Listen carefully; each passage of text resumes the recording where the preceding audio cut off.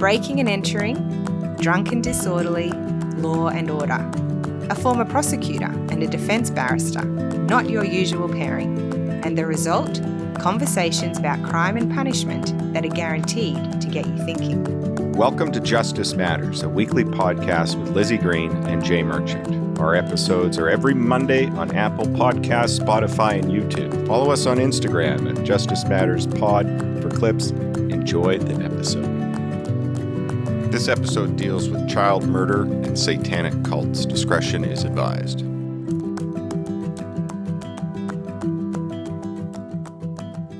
Morning, Liz. Good morning, Jay. How are you? I'm very well. How are you? Yeah, I'm all right. There's a little bit of buzz in the community. Oh, I know.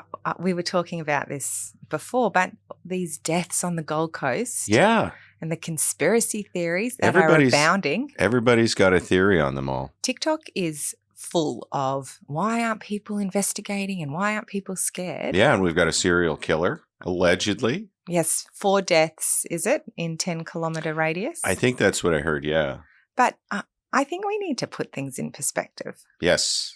I will say this, though, before we put them into perspective, that I did have a student reach out and asked, have you heard what's going on? And really? Yeah. So, I mean, I've got friends in the police service and all over the state in that field, and really nothing stood out to me. No, and look, I understand it was a lot in the media, but I think the media just cherry pick what they're going to focus on, because I went and had a look, and I think it's something like 100 people a day die in Queensland.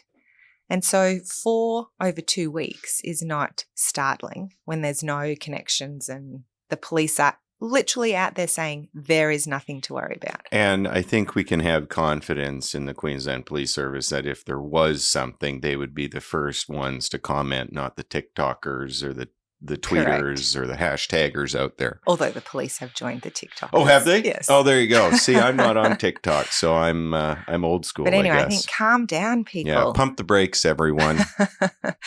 All right. But so getting on to today's topic, Sure. This was actually a multi-listener request. Really? Yes. But I wanted to specifically flag David Abfolter, who's one of my students. Nice. And he often gives me suggestions. He's a fan of the pod, and bless him for that. Well, hello, David. And also Nicole Tilley. I think she was keen for us to cover this. So I'm going to talk about the West Memphis 3. Okay. Which is another case from the US, which I would say is a miscarriage of justice. It comes back to police investigation and the types of tactics used for getting confessions. All right. So do you know much about this I one? actually don't. So No. This is another one where I'm in the dark. So this is great. All right. So it is a bit of a gruesome one. The victims in this case were 8-year-old boys, 3 8-year-old boys. And so it is gruesome. But I'll take you through what happened. Thank you. So we're going back to 1993, May the 5th. I was 11 years old. I finished year 12 in 1993. And Christopher Byers, Michael Moore and Stevie Branch, all 8 years old, had gone out for a bike ride in the late afternoon. So at about 8 p.m. that night, the West Memphis Police Department got a call from John Byers saying that his son Christopher was missing. They said they'd last seen him about 5:30 p.m. that afternoon. Within the next hour and a half, police responded to phone calls from the other 2 sets of parents, right, also saying that they hadn't seen their children for quite some time. So we have 3 children missing. That's right. All Dana Moore said she saw her son Michael ride off on his bike at about 6 o'clock with his 2 friends, but didn't come back for dinner. And Pamela Hobbs said she hadn't seen her son, Stevie Branch, since he left for school. And so obviously the police immediately kicked into action, and they searched this mosquito-infested 4-acre wood near Interstate 40 where neighbourhood children would sometimes play. So that place was called Robin Hood Hills, and the search that night didn't turn up anything. Okay. So they didn't find the boys, and the boys didn't come home. So the next morning there was a public a media announcement that they were going to be doing this search. It was going to be a more intensive search. Chief Inspector Gary Gitchell was leading that. And in the early afternoon, Steve Jones, a juvenile officer, spotted a black tennis shoe floating in the water of a ditch in the Robin Hood Hills. And 15 minutes later, a naked child was pulled from the ditch. Yellow crime tape went up straight away, and within an hour, the police recovered the other two bodies of the other two boys. Oh, man. Yeah. So all of them were naked. Their wrists were bound to their ankles with shoelaces. And one of the boys, Chris Byers, was found with his scrotum cut off and his penis skinned. So it was torture. It was horrendous.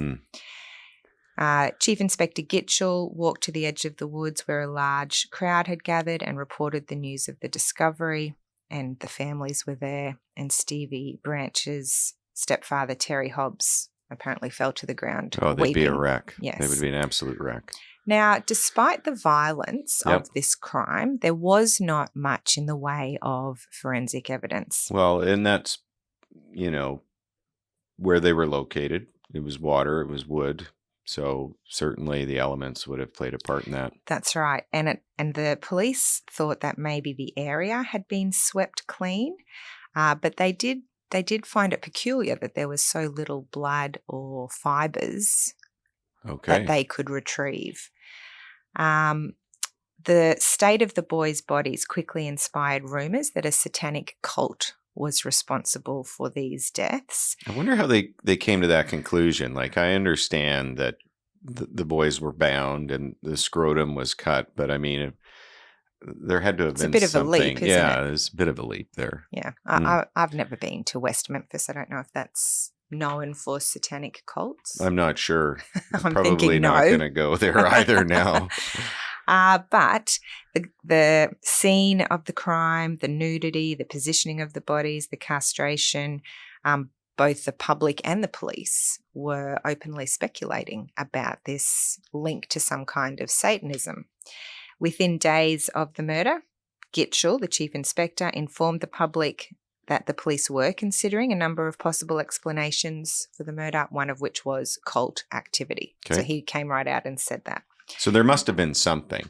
Well, maybe. I don't know.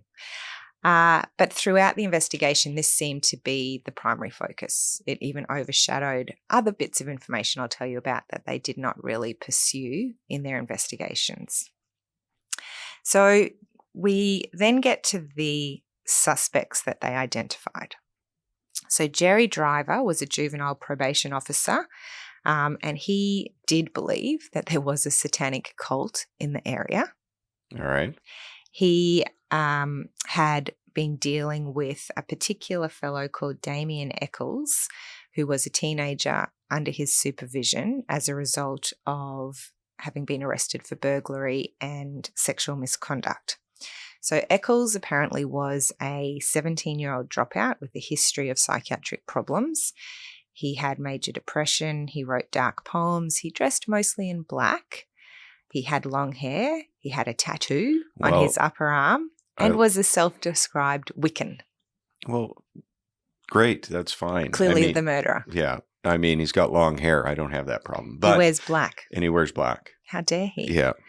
And he's troubled. A 17-year-old troubled boy. Yeah.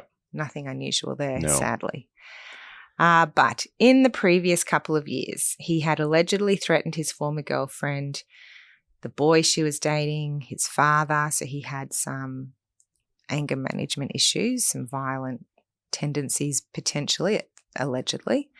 And during part of a several-month stay with his mother in Oregon the year before, he'd been admitted to a psychiatric ward and placed under suicide watch.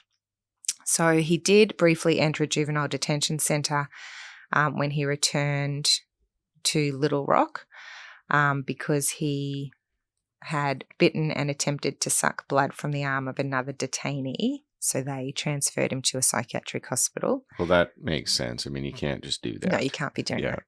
And then following his release from the Little Rock Hospital, he returned to West Memphis where he met regularly with a social worker. And the social worker reported in her notes that he told her he might be the next Charles Manson or Ted Bundy. Okay. So we are definitely looking at a troubled teen. Yeah, he's got some issues. Yes. But Jerry Driver, the juvenile probation officer, was convinced that Eckles might have had something to do with the murder of the 3 boys. And he took those suspicions to the West Memphis Police Department.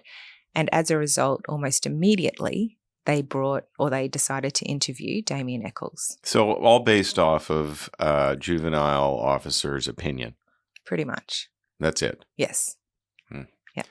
I can already see problems. Oh, so many problems. So police questioned Eckles about the murders 3 separate times between May 7 and May 10. So remember the boys died on the 5th. Right.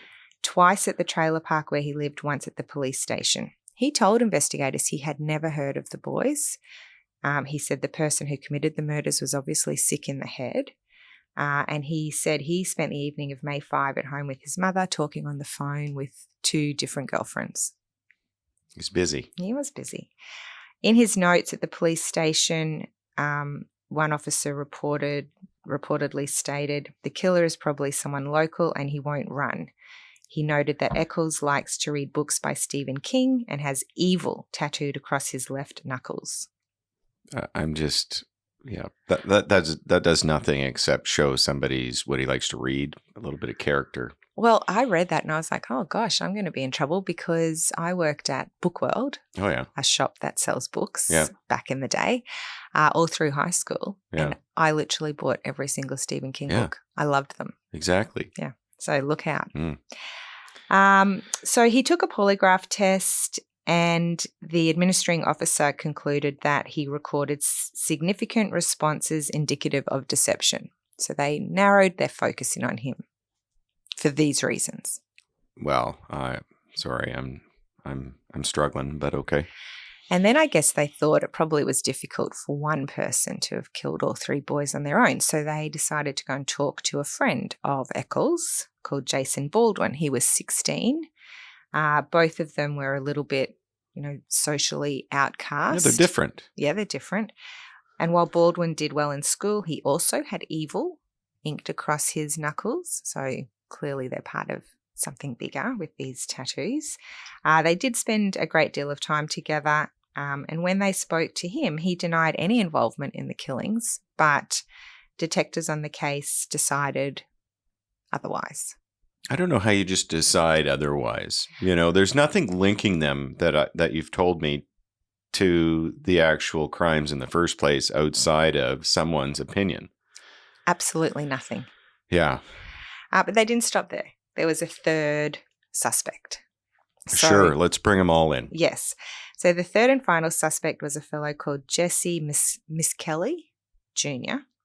He didn't really have any connection or any strong connection to either Eckles or Baldwin, but he got brought into it because he sometimes babysat for an 8-year-old boy called Aaron, and Aaron's mother, Vicky Hutchinson, volunteered to help with the investigation and searching and all of that for the 3 boys. Okay. So she was invested in the case, probably because of her own 8-year-old. Well, she's got an 8-year-old. She's got empathy and everything. To complicate it a bit further, her 8-year-old, Aaron, had said that he had witnessed the murders of the boys, but he couldn't identify who had done it. So the 8-year-old. Yes. Wait till you hear the story from All that. right. Sorry. So Vicky Hutchinson told the authorities that Jesse Misskelley, who babysat, had told her about Eckles, this friend of his who drank blood and stuff. And so she asked him questions about Eckles and he agreed to introduce her to Eckles. So she's just got it in her head that cult, this person drinks blood, let's put 2 and 2 together and come up with the answer. So she met with police. She was told that he had been interviewed by the police and she agreed to play detective by helping the police out and meeting him. So it was with the encouragement of law officers that she ended up getting the help of Misskelley to connect with Eckles. Yeah, it's this whole mystique, right? And we see a lot of people that they want to become involved in these sorts of things, and this is taking it to a different level. She's really, really put herself right in the middle of it. That's right. And, her 8-year-old child as well.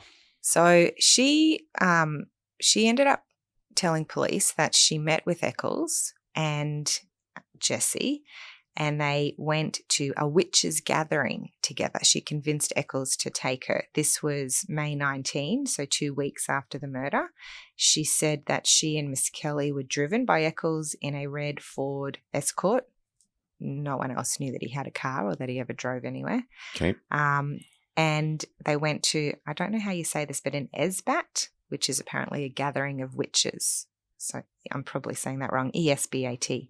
So it was in a field outside of town. She saw about 10 young people, each with their faces and arms painted black, stripping off their clothes and touching each other. She said those participating in the orgy used nicknames like Spider, Snake, and Lucifer. She was offended by the naked activity and asked Eckles to drive her home, and he did, leaving Misskelley at the orgy, apparently. So she told police all of that. Right.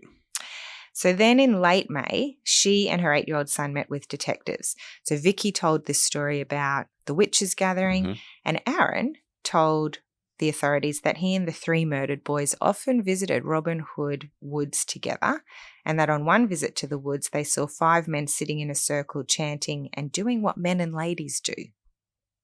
Interesting. Yeah. Hutchison reportedly passed a polygraph test in relation to her evidence. And as a result of that, Misskelley then was taken to the police station for several hours of questioning, of which only 30 minutes were recorded. Well, there we go. That's the first issue, isn't it? And also, Misskelley reportedly had an IQ of about 72. So he was, that's low. That's below normal. Yes. Yep. So at the end of the questioning, he confessed, implicating himself, Eckles, and Baldwin in the murders of the 3 boys. But his confession was riddled with inconsistencies and details of the crime which the police were aware of. And were the parents around for this? No, I don't think so. Yeah. While he was actually confessing, he contradicted his own story as well. And so this is what he said about his experience with the police interview. He said, I kept telling Inspector Gitchell and Detective Ridge I didn't know who did it.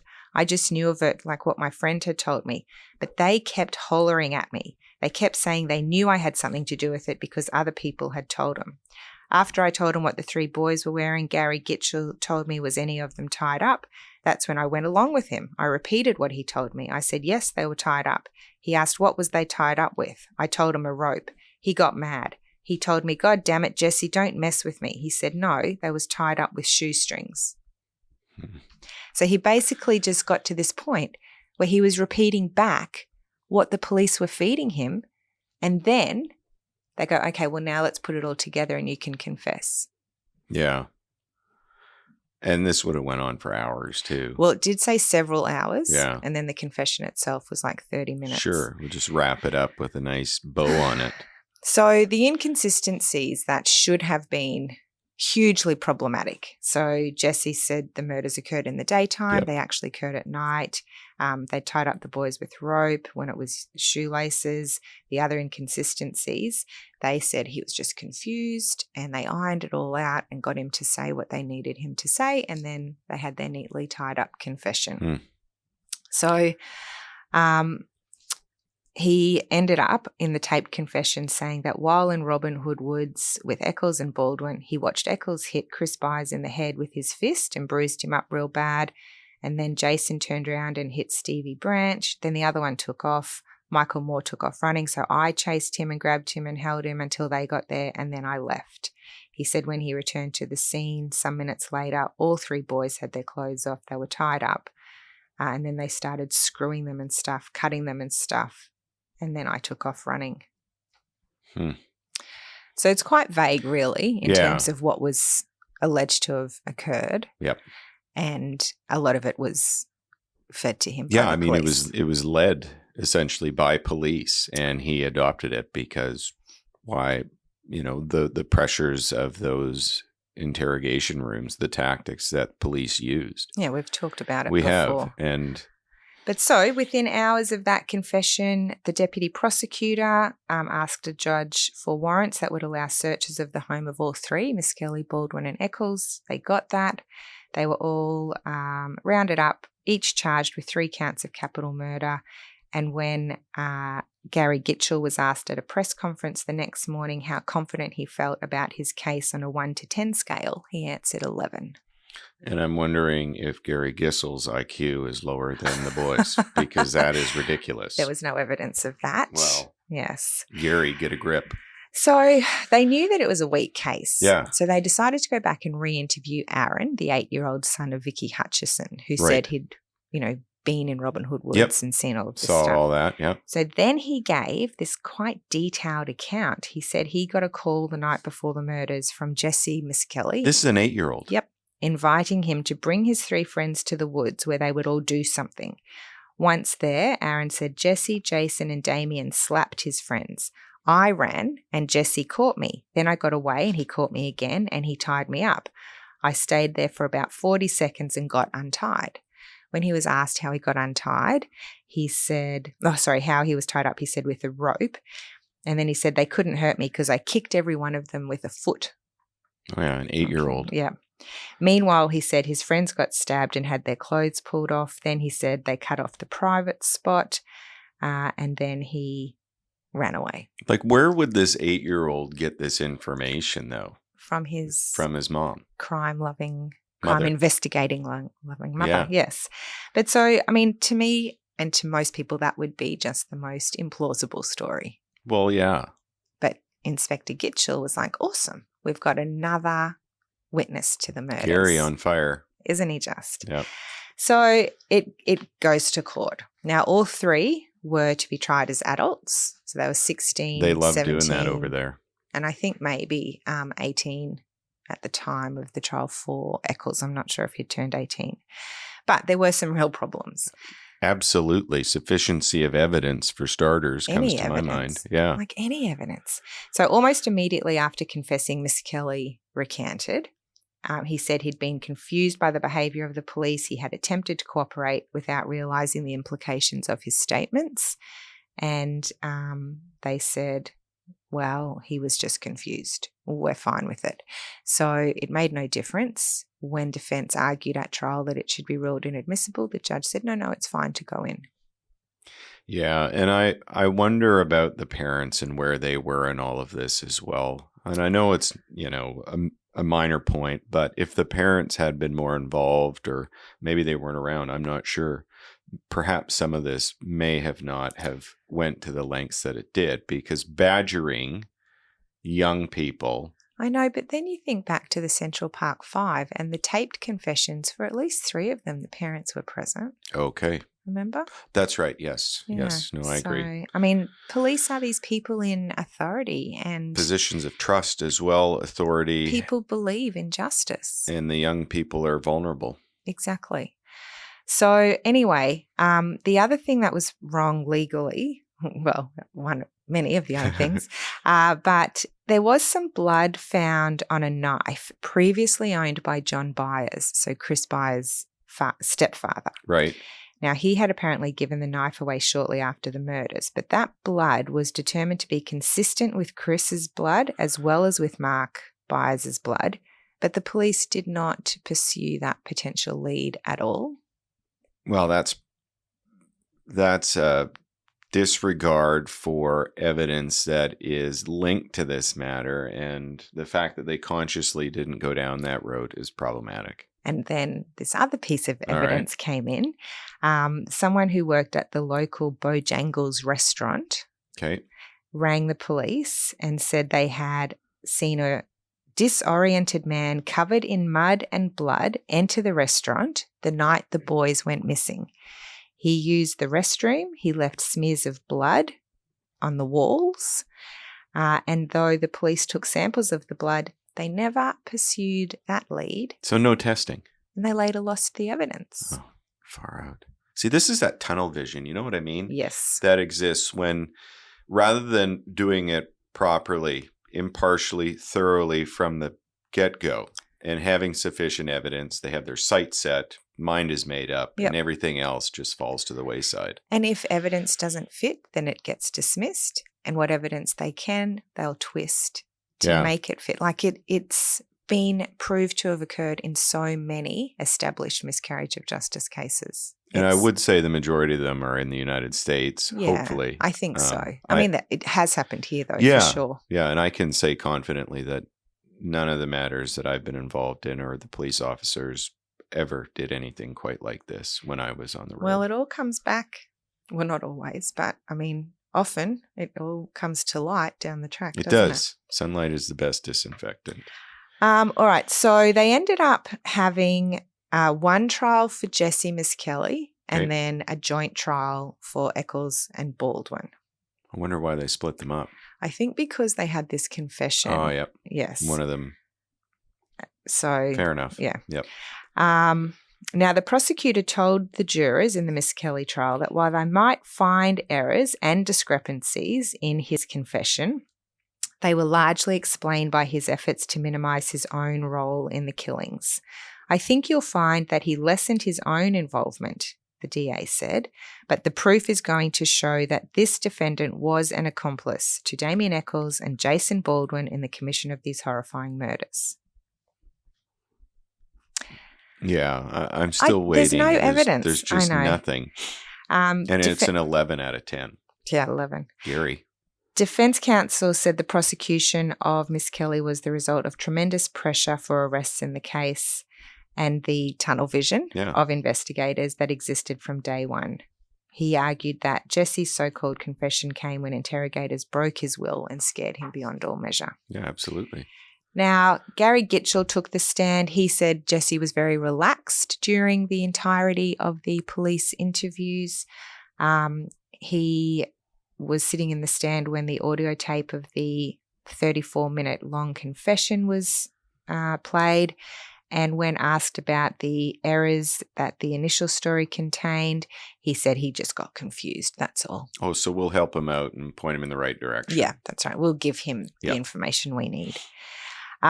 Interestingly, Vicky Hutchinson was called.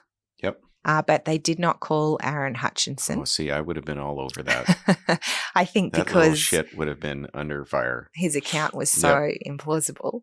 But under cross-examination, defense counsel asked Vicky Hutchinson how motivated she'd been to be involved because there was a monetary reward on offer. Okay, here we go. And she said, no, that wasn't it at all. All right. It planted that seed. Now, you would think that in a case like this, there would be some expert evidence. Yep. You would think wrong. So there was virtually no physical evidence connecting Misskelley to the scene. So what they did bring was a green fibre found on a cap belonging to one of the boys that was microscopically similar to fibres found on a shirt in Eckles' house, and a red fibre found near the bodies was also microscopically similar to the fibres found in a red robe in Misskelley's house. So that was their expert evidence. A microscopic similarity on fabric. Correct. Wow. Yes. And on cross-examination, the lab witness conceded that many fibres are microscopically similar to each other. I was going to say. So what's the point of that value, at all? Where's the probative value? It's prejudicial. You'll love the only other real evidence they brought forward. It was the theory about cult-motivated killings and the fact that there was a book titled Never on a Broomstick found in Eccles' house. Oh, wow. Yeah. Got to really be careful what books you buy. I know. And read. That's crazy. Because you could end up in jail.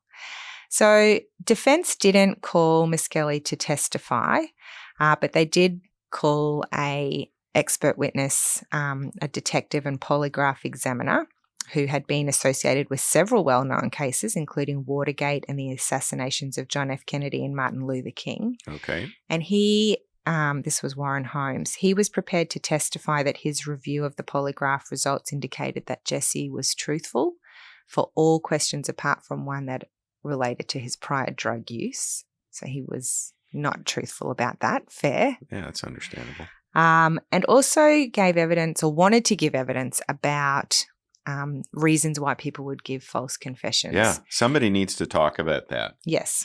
So the judge allowed him to testify outside of the presence of the jury about the factors contributing to false confessions, but he was only allowed to testify in front of the jury on a few matters, such as the fact that Jesse certainly knows the difference between shoelaces and a rope. They limited their... That's right. Yeah.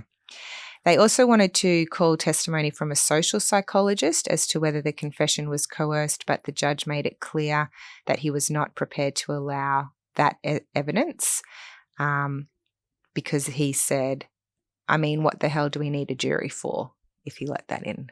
Wow. But they're not getting the full picture.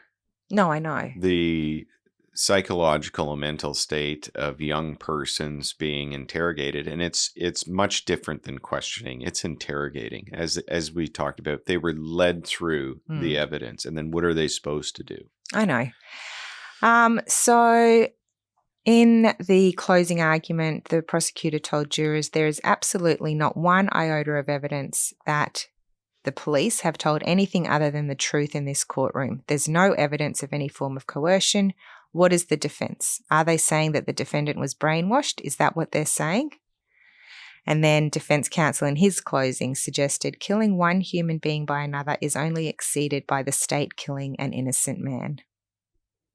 Wow. Interesting. So he was found guilty of first-degree and second-degree murder and was sentenced to life without the possibility of parole. How do we get there? With no evidence. And I mean, I guess the hearts of the jurors are in mind. You know, they're looking at the three victims, little 8-year-old boys. And they want answers. Yes. And so we're just grasping at straws to think, but rather also, than did they do that, maybe they could have. But also, let's just also think about what the prosecutor said. Like, these police are telling you the truth. And we've got jurors who probably haven't had dealings with police before, but in their minds, they're like, well, they protect the community, they're upstanding, they're honest. They carry a badge. That's right. So that perception versus someone who sits in the dock, who's on a tape saying what they did to these 3 boys. Like, I can see how the jury got there, but it's problematic that it even went to trial. That's right. It's cherry picking the evidence or the lack thereof in the worst way. All right, so that was February 4, 94. Okay. A month later, the trial of Eckles and Baldwin started. Misskelley refused to testify at their trial.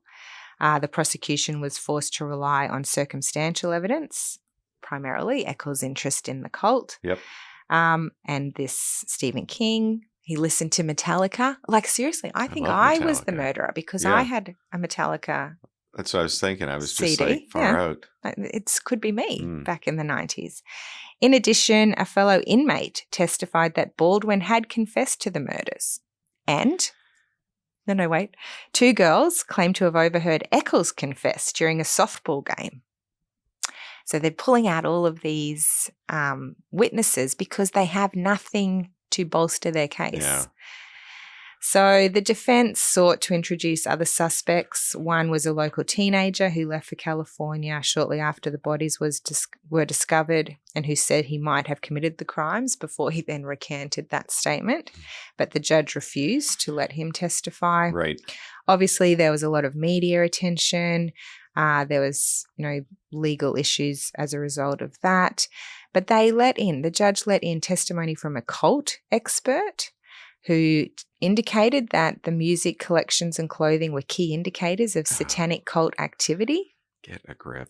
The prosecutor also asked the judge to take judicial notice that there was a full moon on May 5, according to the almanac, a request the judge found to be appropriate.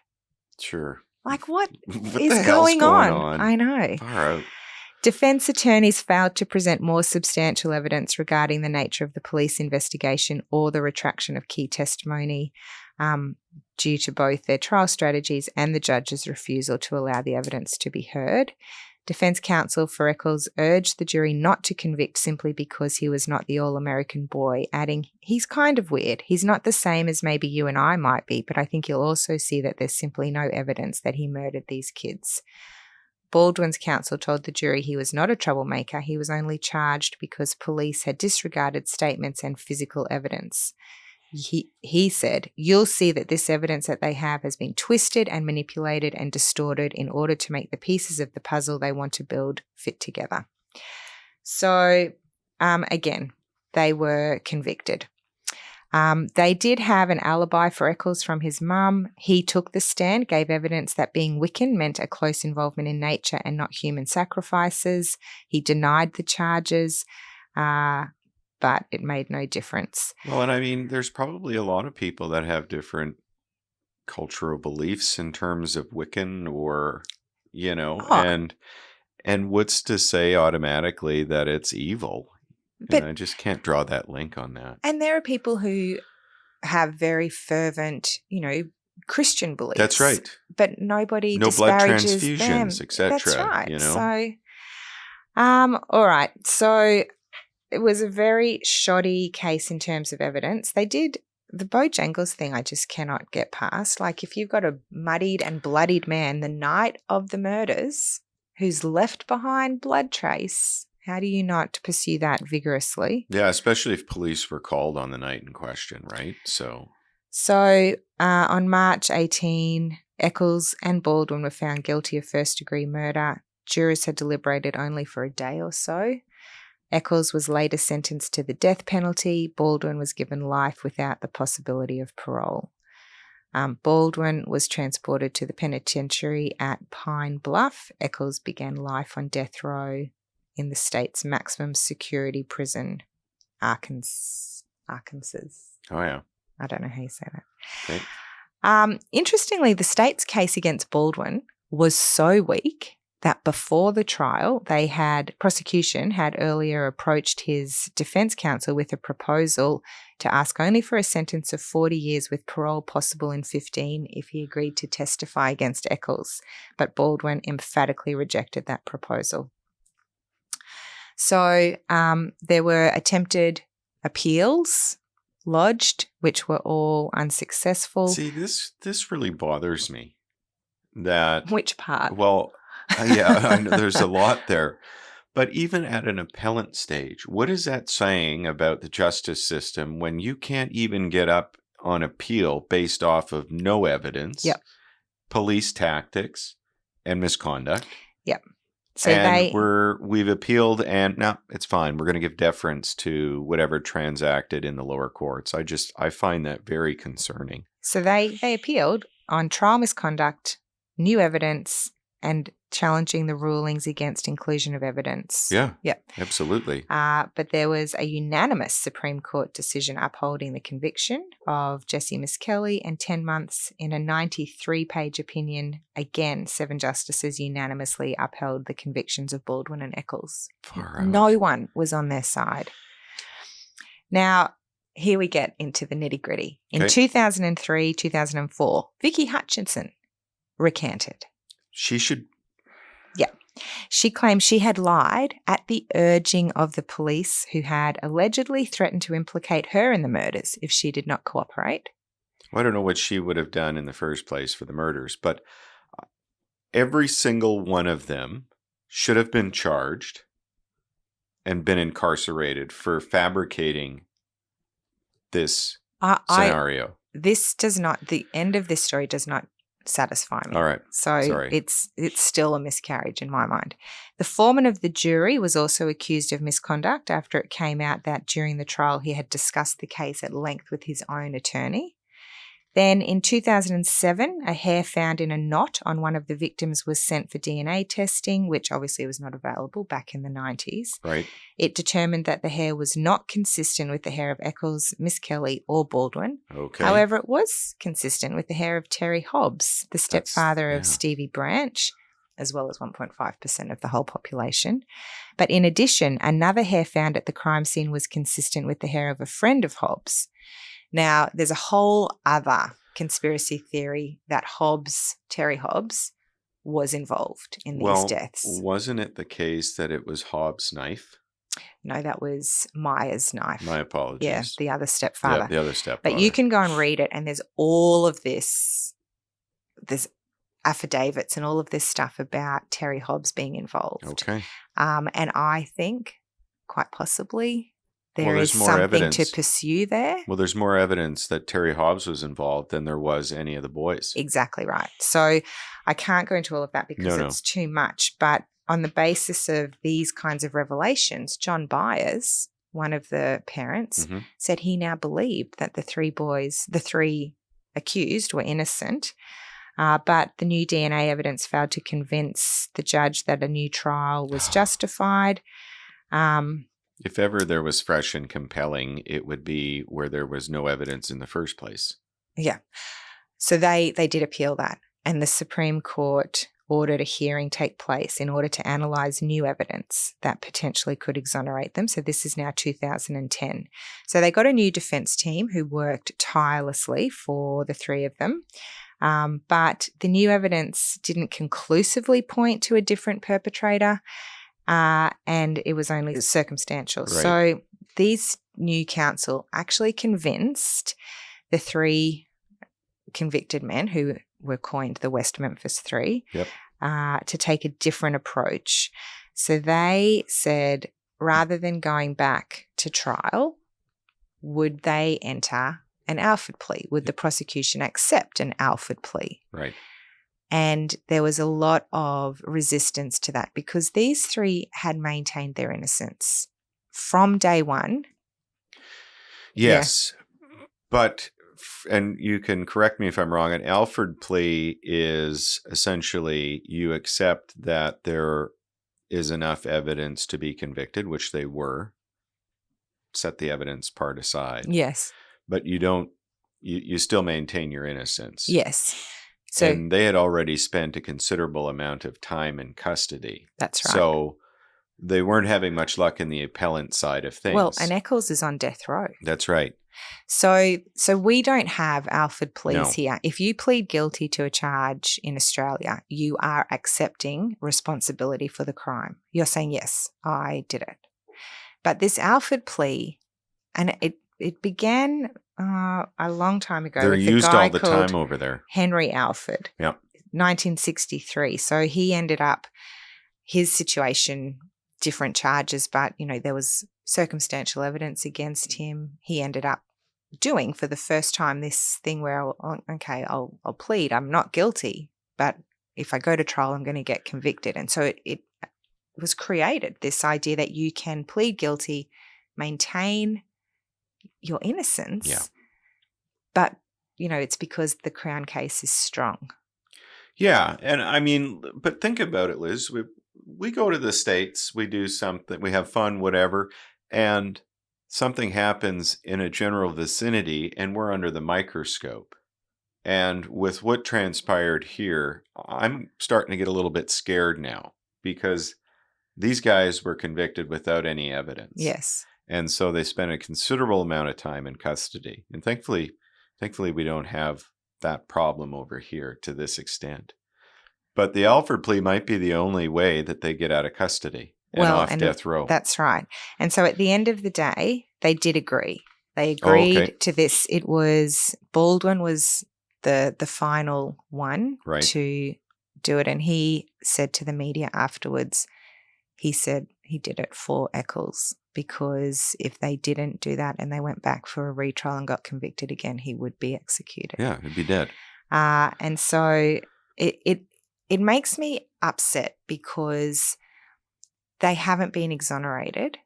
There's been no recognition of the improper police conduct, the lies. And the prosecutors knowing about it, and too. And the prosecution, even the judge who made all of those rulings. And so although they're now all out of prison and leading their lives, they spent their formative years in prison. They should never have been there in the first place. Should never have been there in the first place. And it still wasn't even the satisfaction of a conviction being overturned. It's this Alfred plea. Yeah. And I just think that is not true justice for the three boys who were murdered, because who actually killed them? I don't believe it was the West Memphis Three. No. So there's no justice really for them. No, they got away with it. And then we have three new victims. So I have a lot of trouble with that. Yeah. Anyway, they have all been released, they have never stopped claiming to be innocent. Eckles now lives in Salem, Massachusetts. Yes. Yep. With his wife, and he continues to fight for exoneration, even though it won't bring him back the 20 years he lost. He actually became quite good friends with Peter Jackson, who is the director of the Lord of the Rings movies. Yep. And also good friends with Johnny Depp. And both of those came out in support of him, believing him to have been the victim of a miscarriage. Johnny Depp apparently said, "You expect a time bomb, but Damien's so kind and loving and open to the possibilities and the world. He's the strongest human being I've ever met." Jesse Misskelley has maintained quite a low profile since his release. Apparently he lives and works in West Memphis and does not want to talk to media.